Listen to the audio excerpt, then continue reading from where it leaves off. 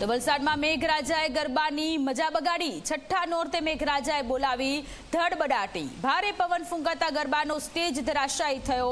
Stage તૂટવાનો live video સામે આવ્યો છે। તડકેશ્વરમાં મજૂર પર વીજળી પડતા મજૂર દાઝ્યા। ભારે પવનથી અનેક જગ્યાએ વૃક્ષો ધરાશાયી થયા છે। વલસાડ સહિત દક્ષિણ ગુજરાતમાં મેઘરાજાએ તોફાની બેટિંગ કરી છે। નવરાત્રિના છઠ્ઠા નોરતે મેઘરાજા ધોધમાર વરસાદ વરસતા સર્વત્ર પાણી પાણી થઈ ગયું। ચાલુ ગરબાએ વરસાદ શરૂ થતા લોકોએ વરસાદમાં પણ ગરબા રમવાની મોજ માણી, પરંતુ ધીમે ધીમે વરસાદ સાથે ભારે પવન ફૂંકાતા અનેક જગ્યાએ લાઇટ ગુલ થઈ ગઈ। તો તડકેશ્વર મહાદેવ મંદિર પાસે આવેલ પાર્ટી પ્લોટમાં એક વિશાળ સ્ટેજ ધરાશાયી થયું। તો વલસાડ શહેરના વિવિધ વિસ્તારોમાં વૃક્ષો પડવાની સાથે વીજ વાયરો તૂટવાની ઘટનાઓ પણ સામે આવી છે।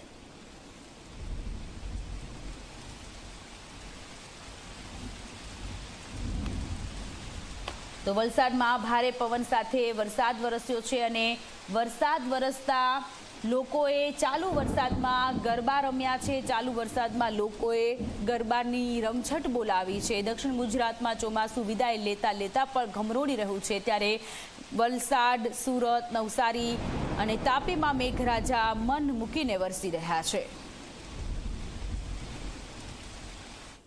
ખૂબ મજા આવી રહેલી છે અને વરસાદ આવે છે તમને ઓર મજા છે પલળીને રમવાની।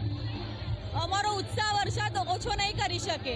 જેમ રોજ રમીએ છીએ એમ જ રમવાના, કોઈ છત્રી લઈને, કોઈ રેનકોટ પહેરીને, અધરવાઇઝ એમને બી રમીએ।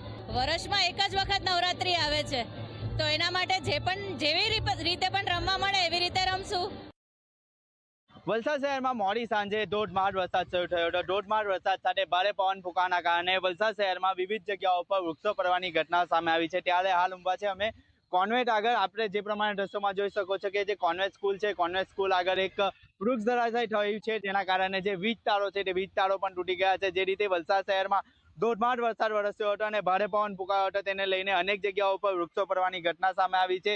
વલસાડ શહેરના વિવિધ વિસ્તારોમાં વીજ પ્રવાહ બંધ થઈ ગયો છે, જેમ કે છીપાડાના બજાર, શાકભાજી માર્કેટ સહિતના MG રોડ સહિતના જે વિસ્તારો છે ત્યાં આગળ વીજ તારો તૂટવાના કારણે જે વીજ પ્રવાહ છે તે સંપૂર્ણપણે બંધ થઈ જવા પામ્યો છે। સાથે સાથે જે રીતે વરસાદ વરસ્યો છે તેને લઈને જે ગરબા આયોજકો છે તેઓને પણ ભારે નુકસાન થવા પામ્યું છે। વિવિધ ગરબા આયોજકોના જે પંડાલો છે તેઓ પડી ગયા છે। સાથે સાથે જો વાત કરવામાં આવે તો જે રીતે ત્યાં ગરબા રમવા પહોંચેલા ખેલૈયાઓમાં ક્યાંક ને ક્યાંક ભયનો માહોલ જોવા મળ્યો હતો, કારણ કે જે રીતે વરસાદ વરસ્યો છે તેને લઈને ક્યાંક ને ક્યાંક ત્યાં આગળ જે ભયનો માહોલ સર્જાયો હતો અને સંપૂર્ણપણે જે રીતે વીજ તારો તૂટી ગયા છે, તો સંપૂર્ણપણે જે ખેલૈયાઓના જે ગરબા આયોજકો છે ત્યાં ડોમના અંદર જે લાઇટો પણ બંધ થઈ જવા પામી હતી, તેના કારણે ખેલૈયાઓમાં ભયનો માહોલ જોવા મળ્યો હતો।